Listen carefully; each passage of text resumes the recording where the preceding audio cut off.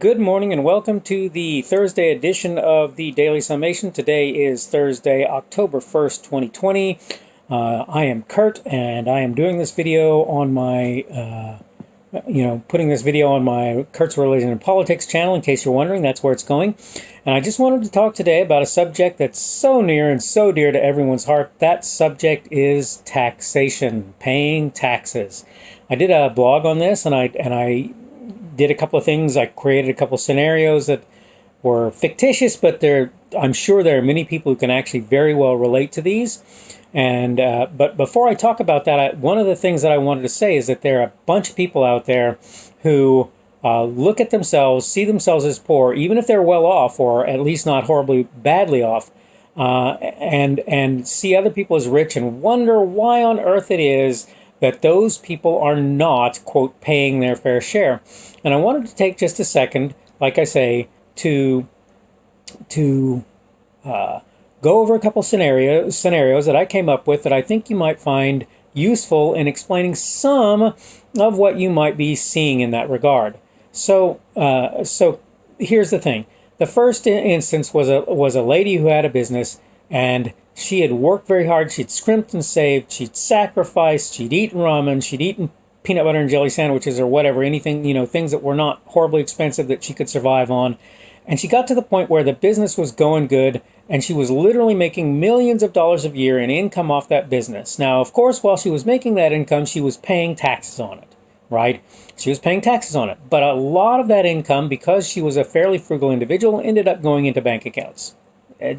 Why spend it if you can save it? And particularly when you know that there's a possibility for bad things to happen in the future, you save for that rainy day, for that hard time. So she does that. Now let's say there is a crisis that affects her business. I don't know, let's say, a pandemic. Nothing we're familiar with or anything, right? But anyway, so there's this pandemic, and now the business is coming on hard times. They're faltering. They're having a hard time. They're not doing well to survive what's going on.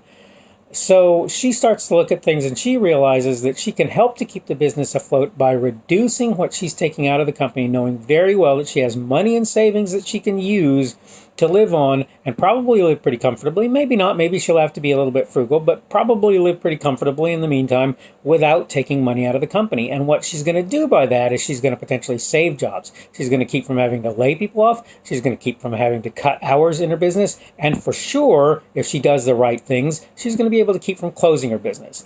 Now, her hope in the future is that she's going to be able to come back to a place where she's earning money out of the company again, so she's not having to hit her savings too hard.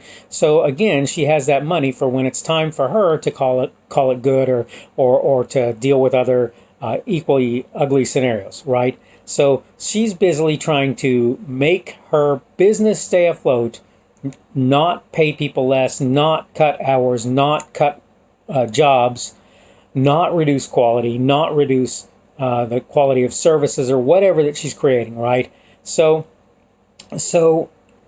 at about that point, you start to look at this person and say, wow, that's actually pretty noble, right? But what does that do to that individual's income taxes? Well, because all of the money that's sitting in that savings account has already been taxed, there's no more tax coming from that money, at least not as a direct thing.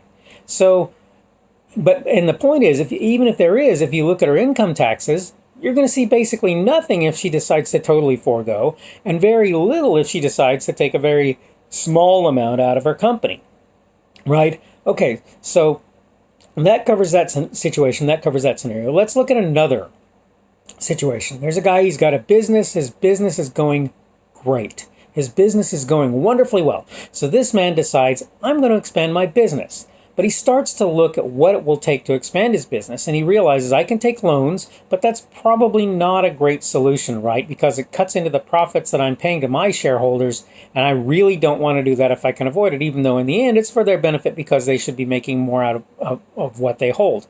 But he starts to look at it and he says to himself, so actually it seems like self-financing is a good idea. But he looks at what his company is turning in profits, and yet again he has to worry about, am I going to mess with my shareholders?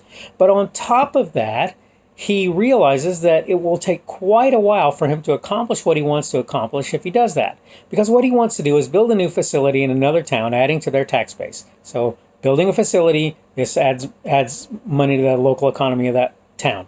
Adding employees to that facility, this adds taxpayers to that local town who will help to finance how that town is run.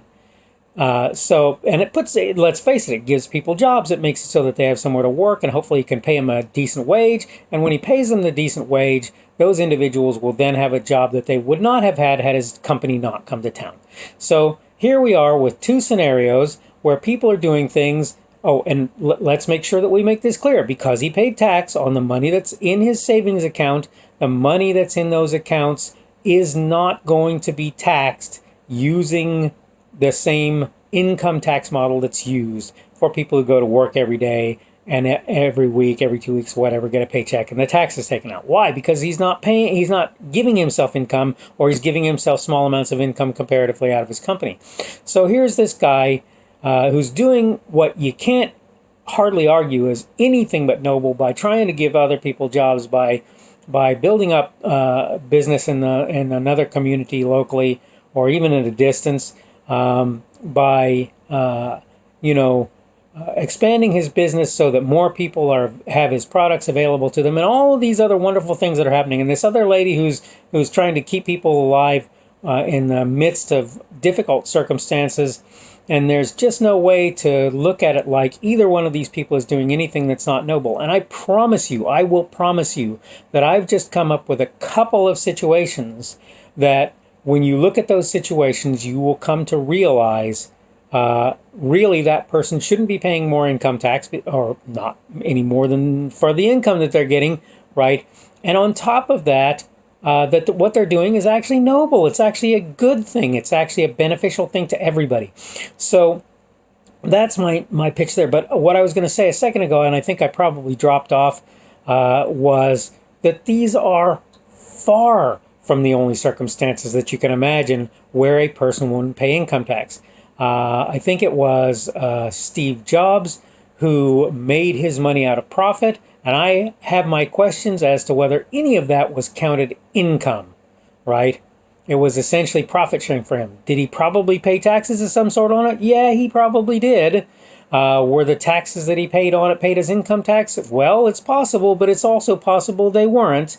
And so if you're looking at that particular individual, the chances are good that you're thinking, so if I look at the tax documents for this individual, I should be seeing income tax being paid. Well, not necessarily, not if that's not how he's getting his income, right? And again, what happens when a person decides to forego income in the form of, actual, what would be considered standard income from the company that they own in order to do something beneficial for that company? Right? What happens to that individual? They live off their savings or whatever. Taxes have already been paid on those savings. There's no way that you can expect to see on that individual's income tax returns that individual is paying taxes on money that, for all intents and purposes, they've already paid taxes on. And that's not to say they're not paying other kinds of taxes, right? Again, there's capital gains tax, there's various things. And also keep in mind that because they're employing people, their employees are paying taxes. They're expanding the tax base, and in the process of doing so, they're putting people in it who also will end up paying taxes. So this idea that if a person is rich, your expectation should be that their income tax says they paid $10 million in taxes this year. No, that's not necessarily a valid thing. What happens if they're not actually still earning income? What happens if they're managing what they're doing out of the love of doing it, or because they want to help people or whatever, and those people aren't even getting income out of it? Okay, so I think you can see that the idea that looking at the tax documents of any individual and expecting to see that individual should be paying taxes, should be paying their fair share, is extremely nearsighted. You're focused, you're laser focused in on something, and with those individuals, the way business is done, you can't count on that being the way things work out. All right, I'm almost up on 10 minutes, and I just wanted to take a second to plug myself a little bit here. I've got my social media clip that I'll run at the end of this, but remember that if you like this video, you can click the like button or the rumble button, whatever it happens to be. And you can also subscribe to my channel if you like the videos, wherever that happens to be. If it's YouTube, don't forget to click the notifications icon so that you get notifications when new content comes in. All right, I wanted to wish you a great day.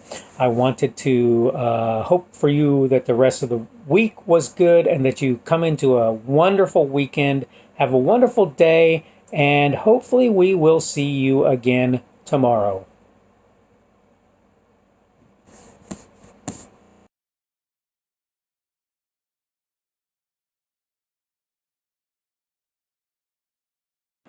Thanks for watching this video. If you want to see more content from me of various kinds, you can go a number of places. One of those places is my blog, which is blogs.kpschubert.com. I have a Twitter, a Parler, and a Minds.com account, and my handle on each of those is @kpschubert. That is @kpschubert. You can also see my Facebook page, which is Kurt's Religion and Politics. I also have a YouTube account and a Rumble account, and have a channel on each of those. Again, it's the Kurt's Religion and Politics channel. And finally, if you want to support me, you can go to Patreon, and you can find me under Kurt's Religion and Politics there as well. Thanks again for watching this video, and have a wonderful day.